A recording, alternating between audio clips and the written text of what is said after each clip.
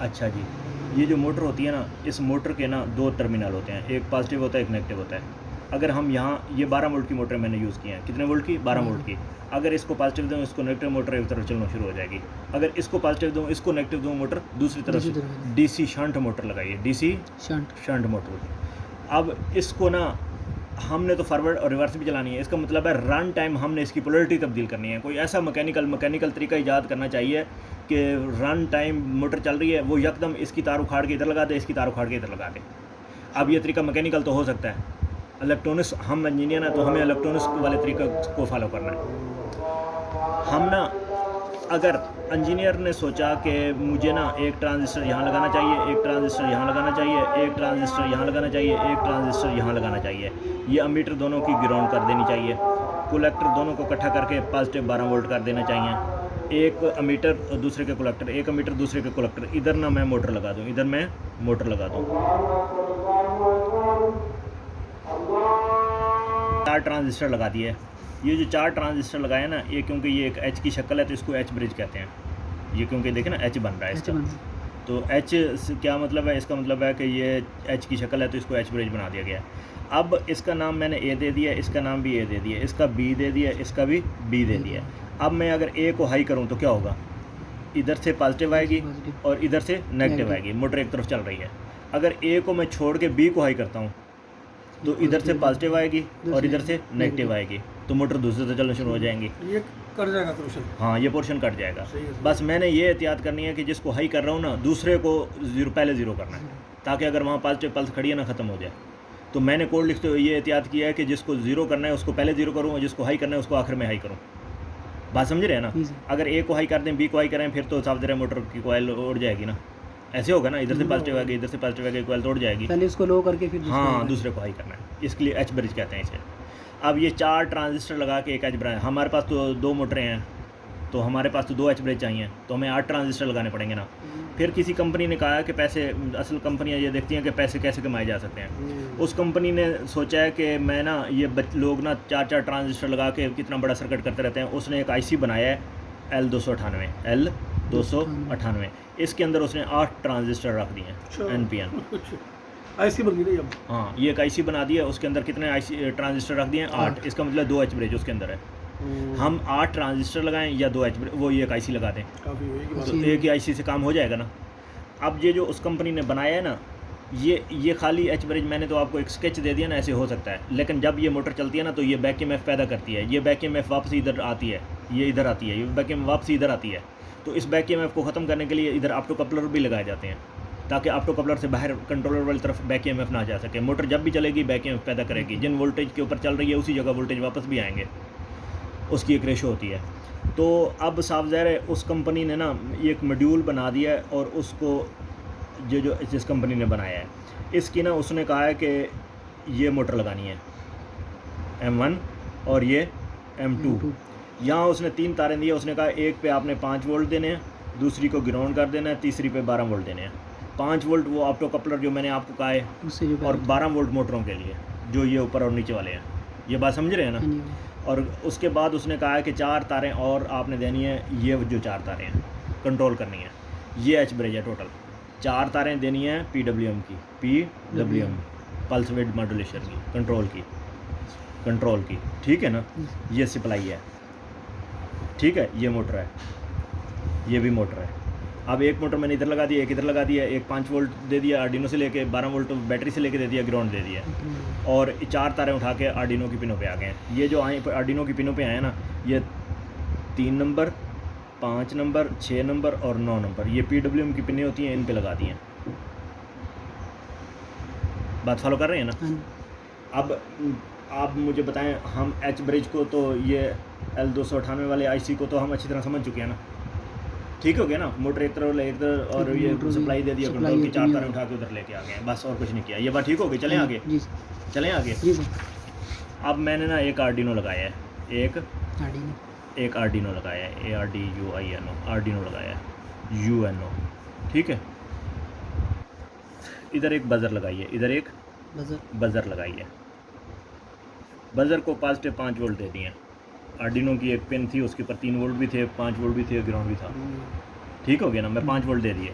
दूसरी तरफ से इसको ग्राउंड देना, जब मैं दिल चाहे मैं इसको ग्राउंड दे सकूँ, जब दिल चाहे बंद कर दूँ। तो इसको ना मैंने एक ट्रांजिस्टर लगाया है NPN C945। इसका जो कलेक्टर है ना, ये बेस है, ये कलेक्टर है, ये अमीटर है। इसकी बेस के ऊपर मैंने एक रेजिस्टेंस लगाई है 4.7 के की और कंट्रोलर को दे दी है 4.7 के की। और ये जैसे ही मैं किसी भी आर्डिनो की पिन को हाई करता हूँ ना, कंट्रोलर की जब भी किसी पिन को हाई करेंगे ना, तो 5 वोल्ट हमारे पास आएंगे। कितने वोल्ट आएंगे? 5। ये जो 4.7 की है ना, ये 4 वोल्ट ड्रॉप कर लेगी। बाकी कितना वोल्ट बच गया? 1 वोल्ट, क्योंकि इसकी बेस टूटती है 0.7 से ज़्यादा, 0.7 से ज़्यादा हो तो टूट जाती है। तो जब टूटेगी तो कलेक्टर मीटर मिल जाएंगे ना, जब मिलेंगे तो ग्राउंड आगे जाएगा, क्योंकि ये पिन को मैंने ग्राउंड खड़ा कर दिया। जैसे ही बेस तोड़ूंगा तो ग्राउंड आगे जाएगा। बेस ना टूटे तो इसका मतलब है ग्राउंड आगे नहीं जा सकता। पॉजिटिव पहले मिल रहा है, ग्राउंड जाते ही ऑन हो जाएगी बजर। ये बात ठीक हो गई। इसके साथ कोई अगर एक एलईडी लगानी है ना, ये जो एलईडी होती है ना, एलईडी ये 2.7 वोल्ट की होती है और 20 मिली एम्पेयर करंट खर्च कर रही होती है। एलईडी की एक सिरा ग्राउंड कर दें और दूसरी तरफ ना साफ ज़र है, ये 2.7 पे चलानी है। तो जो भी आप चीज़ लगाएंगे उसके साथ एक रेजिस्टेंस लगा के वोल्टेज कम करेंगे। ओम लॉ से जब एलईडी के वोल्टेज पता है, करंट भी पता है, तो ओम लॉ से आप कैलकुलेशन करके इसकी रेजिस्टेंस निकाल सकते हैं। तो जो आप 5 वोल्ट के ऊपर जब भी एलईडी चलानी हो तो वो क्या करेंगे, जब भी किसी पिन को हाई करते हैं तो वो क्या होता है, वो 5 वोल्ट आते हैं, 2 वोल्ट इस जगह ड्रॉप हो जाते हैं, 3 वोल्ट आगे चले जाते हैं एलईडी की तरफ, एलईडी ऑन हो जाती है। ये बात ठीक हो गई। एलईडी का दूसरा सिरा ग्राउंड कर दिया। अब 4 एलईडी 220 ओम की रेजिस्टेंस लगाई है हमने। जब भी 5 वोल्ट पे एलईडी चलानी है तो 220 ओम की। अब इसका मतलब 4 एलईडी हम चारों लगा सकते हो। ठीक हो गई ना बात की। एक हमने लगाया है ब्लूटूथ, एक हमने लगाई है ब्लूटूथ लगाई है। इसकी टोटल 4 तारें थी, एक 5 वोल्ट की थी, एक ग्राउंड की थी, एक TX की थी, एक RX की थी, एक TX की थी और एक वालेकुम सलाम एक RX की थी। इधर इसकी TX की थी और इसकी RX की थी। इसकी TX इसकी RX पे लगा दी है, इसकी TX इसकी RX पे लगा दी। तो ये यानी कि ये वसूल करने वाली है और ये ट्रांसमिट करने वाली है। बात समझ रहे हैं ना? जी सर। तो ये हमने इस तरीके से जोड़ दिया इसको। ठीक हो गया बात की। और इसके अलावा ना ये हमारे पास एक LCD है, ये हमारे पास एक LCD है। LCD की पहली 3 पिनें होती हैं सप्लाई की, पहली 3 पिनें होती हैं सप्लाई, फिर 3 पिनें होती हैं कंट्रोल की, फिर 3 पिनें होती हैं कंट्रोल की, फिर 8 तारें होती हैं डाटा की। 14 हो गए, टोटल 14 तारें होती हैं। पहली पिन को हमने ग्राउंड कर दिया है, दूसरी को पॉजिटिव 5 वोल्ट दे दिए हैं, तीसरी जो होती है ना ये होती है बैक लाइट के लिए। किसके लिए? बैक लाइट के लिए। इसके साथ हमने एक रेजिस्टेंस लगाई है 10 के की, वेरिएबल रेजिस्टेंस। वेरिएबल रेजिस्टेंस के 3 पिनें होती हैं, एक को पॉजिटिव 5 वोल्ट कर दिए, एक को ग्राउंड कर दिया, तीसरी जो पिन है ना वो आके इधर दे दी है। ये 10 के का वेरिएबल है, 10 के का वेरिएबल है। ठीक है ना? अब जब दिल चाहे किसी के बंदे का ब्राइटनेस कम करनी है, ज़्यादा करनी है, वो वेरिएबल को घुमा के थोड़ा बहुत कम ज़्यादा कर सकते हैं। हाँ जी, ये वेरिएबल है। हाँ जी, बात समझ रहे हैं ना? अब ये जो चौथी तार थी ना, ये मैं लेके आया हूँ 13 पे, 5वीं को फिर ग्राउंड कर दिया, छठी लेके आया हूँ 12 पे, ये 4 तारें मैंने दाया कर दी हैं। ये लेके आया हूँ 11 पे, ये लेके आया हूँ 10 पे, ये लेके आया हूँ 8 पे, ये लेके आया हूँ 7 पे, 9 क्योंकि एच ब्रिज को निकाल दिया। ये जो एच ब्रिज हमारा था ना, ये एच ब्रिज जो था ना, एच ब्रिज, इसकी तरफ हमने 3, 5, 6 और 9 नंबर काट दी थी। ठीक हो गया ना? 7 नंबर ये जो है ना मेरे ख्याल में A0, A1, A2 के ऊपर बजर है, A2 के ऊपर बजर। एलईडियाँ जो है ना, 4 एलईडी है ना, LED 1 जो है ना वो है, LED 1 जो है वो है 4 पे, दूसरी जो है वो है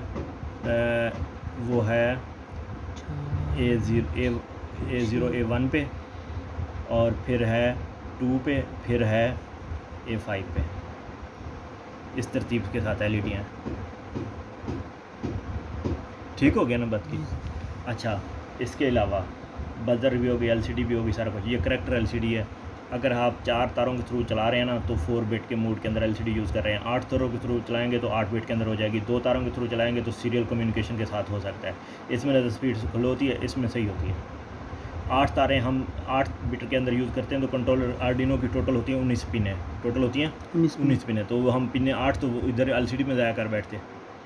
तो इसलिए हमने पिने बचाने के लिए 4 बिट मोड के अंदर एलसीडी को यूज़ करें। 4 तारें एलसीडी की लगाई नहीं है, ये दरमियान में 4 तारें यहाँ नहीं लगी हैं।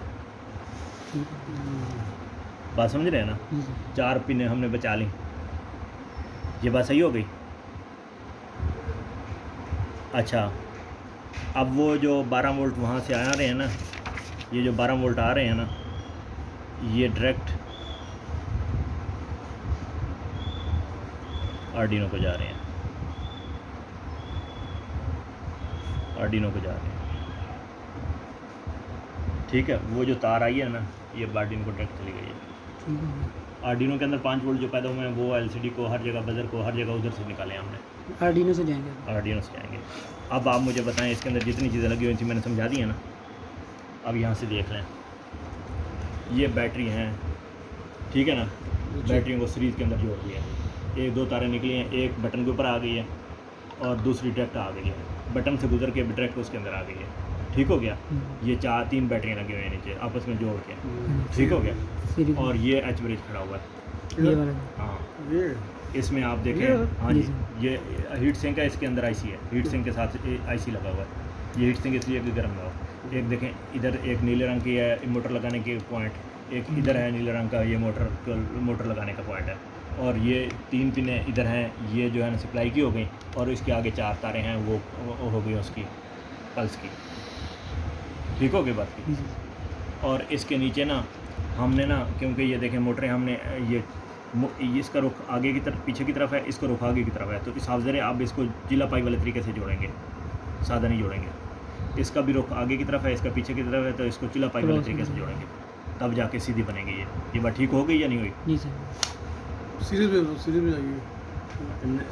इसको अगर हम इस तरीके से जोड़ देंगे ना तो फिर सही हो जाएगी। सीरीज बनाइए। हाँ, सीरीज में चिल्ला मैं क्या है? मैं आंसू में चिल्ला पाई होता है ज़रा से मैं सुना क्रॉस की हाँ तरफ जी। ऊपर साइड को इसके साथ इसको इसका पॉजिटिव सेलेक्ट है, सबसे रेड से पॉजिटिव ज़रूर चिल्ली पाई उर्दू में। हाँ, चिल्ला पाई मैथ में है ना। हाँ, ज़रूर चिल्ली पाई कहते हैं। मुझे क्या लगा भूल गया था। अच्छा, अब ये आर्डिनो हो गया, ये उसकी है गई एलसीडी की बैक लाइट वाली, ठीक हो गया, रेजिस्टेंस, वेरिएबल रेजिस्टेंस।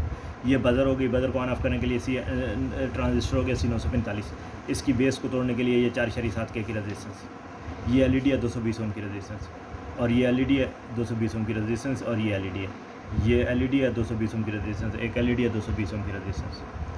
ठीक हो गई बात की? और ये ब्लूटूथ है, ब्लूटूथ के वही मैंने आपको जैसे बताया था कि हमने 4 तारें यूज़ की हैं। इसकी बैक साइड पे ना लिखी हुई भी हैं कि TX RX positive 5 volt ground. ठीक हो गया ना? और ये जो TX RX है ये कहाँ गई है? ये 0 पे जाके लगी है, ये 1 पे जाके लगी है। अब कोई ऐसी चीज़ नहीं है जो आपको ना समझ आ गई, ना मन समझ आई हो। सॉफ्टवेयर मैंने दोनों दे दिए हैं आपको। ठीक हो गया? अब जैसे ही इसको ऑन करते हैं ना तो वो क्या करता है, एलसीडी पे नाम ले आता है सबसे पहले, और उसके बाद जो है ना नाम आने के बाद ना इसकी कितनी स्पीड है वो PWM के अंदर 0 से लेकर 255 तक हम स्पीड रख सकते हैं। 255 का मतलब है फुल स्पीड, 12 वोल्ट मोटरों की तरफ जाए। अब हमने रखे हुए 130, अब 6, 7, 8 वोल्ट जा रहे हैं मोटरों में। बात फॉलो कर रहे हैं ना? जी सर। अगर फुल 12 वोल्ट दे दें तो मोटरें ऐसे फ़ौरन स्पीड चल के और दीवार पे भी साथ टकरा सकती है। ज़रा इसकी लुक शुक अच्छी बना लेना, बहुत अच्छा हार्डवेयर है ये, कोई टेंशन वाला मामला नहीं है। जैसे मर्जी टेंशन होती रहे, कोई टेंशन नहीं, काम पक्का हो गया। हाँ, कोई लग सक जाती, कोई इशू नहीं है। अब इसकी जो बैक लाइट है ना, इसको ये देखें, अब देखें ज़रा, वो नंबर गायब हो गया एलसीडी पे। इसको थोड़ा सा तेज़ करते हैं तो नंबर नज़र आना शुरू हो गया। और कोई बंदा आता है वो कहता है मुझे और नज़र नहीं आ रहा है, और तेज़ कर दे, ब्राइटनेस करने के ब्राइटनेस हाँ। ठीक हो गई बात की? लिए वो ये हाँ रेजिस्टेंस कम हो रही है ना, ज़्यादा हो रही है। ठीक, उसके हाँ वोल्टेज डिवाइडर बन गया ना वो। ठीक ठीक ठीक। ये बजर है, ये एनपीएन ट्रांजिस्टर है, ये एलईडी है, उसके साथ रेजिस्टेंस है। ये 10K का वेरिएबल एलसीडी की बैकलाइट के लिए, ये एलईडी हो गई, तो रेजिस्टेंस हो गई, ब्लूटूथ हो गया, और ये जो है ना आर्डिनो जो होता है ना, उसके अंदर क्या कुछ होता है, ये आखिरी पॉइंट रिकॉर्ड करने वाला है। ये आर्डिनो के अंदर माइक्रो कंट्रोलर है, माइक्रो कंट्रोलर का नंबर है ATmega 328P, ATmega 328P। ये पावर जैक है, इसको 12 से 18 तक दे सकते हैं, हमने 12 दे दिए हैं। ये फ़िल्टर कैपेसिटर है, 470 UF के 2 फ़िल्टर कैपेसिटर लगे हुए हैं। ये 78.5 रेगुलेटेड आईसी है। यहाँ एम्पलीफायर एक आईसी लगा दिया, यहाँ 2 रेजिस्टेंस लगा के वोल्टेज डिवाइडर बना के 3 वोल्ट भी बना लिए हैं। ये क्रिस्टल 16 मेगाहर्ट्ज़ का लगाए हैं। ये सप्लाई वाला हिस्सा था। ये कंट्रोलर है, इसकी पिनें दूर दूर खड़ी कर दी गई हैं ताकि हम दूर से उठा सकें। इस कंट्रोलर को इससे प्रोग्राम पहली दफ़ा कर सकते हैं। इसी का एक नंबर एटमेगा 328 ए जो है ना एसएमडी के अंदर यहाँ भी लगा दिया है। ये प्रोग्रामर वाला हिस्सा है, इसको कंप्यूटर जैक यूएसबी वाली पोर्ट लग जाती है। ये वही आईसी है जो ये वाला है, लेकिन ये डिप के अंदर है, ये एसएमडी के अंदर है। और ये 16 मेगाहर्ट्ज़ ये भी यूज़ करता है, ये भी यूज़ करता है। और ये इसको प्रोग्राम करने के लिए उन्होंने ये चैलेंज कर दिया, ये रीसेट का एक बटन लगा दिया है। तो अब जब भी हमने कंप्यूटर से प्रोग्राम करना हो तो तार लगाएं और वो आर्डिनो के अंदर प्रोग्राम डालें और वो प्रोग्राम को जो कुछ हमने कहा उसके मुताबिक वो अमल करेगा। ये आईसी क्या करता है, कंप्यूटर और इसको आपस में जोड़ता है। नेटवर्क और ये सप्लाई वाला जैक है। जब कंप्यूटर वाली तार लगी हुई हो तो ये हटा लें, जब ये लगाएं तो ये हटा लें, दोनों इकट्ठी नहीं लगानी बस। वो रीसेट कर दोबारा रीसेट का ज़िंदगी में कभी, अब मसलन रीसेट का बटन मैं कहता हूँ प्रेस कर दूंगा ना यहाँ पे है, तो वो क्या करेगा, नाम दोबारा, ये पहली दफ़ा चलता है ना, ये सेटअप के अंदर वाला हिस्सा पड़ता है। नाम ज़िंदगी में एक दफ़ा पड़ता है, ये जब तक चलता रहेगा फिर दोबारा नाम की तरफ नहीं जाएगा। लेकिन रीसेट करें दोबारा सारा कोड वो अपनी वैल्यू को रीसेट कर लेता है, वो 130 वैल्यू दोबारा ले आएगा। हमने 70-80 कुछ भी लगा दी, वो जो है ना ये रीसेट करेंगे ना,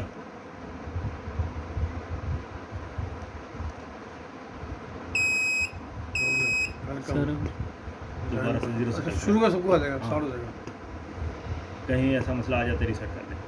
कभी बैक EMF क्योंकि चलती है ना, तो बैक EMF की वजह से एलसीडी के नंबर कम गलत हो जाते हैं, चाइनीज़ ज़बान में आना शुरू हो जाते हैं। तो इसका मतलब है सप्लाई बंद करके चलाओगे तब भी एक बात है, नहीं तो मोबाइल अगर कोई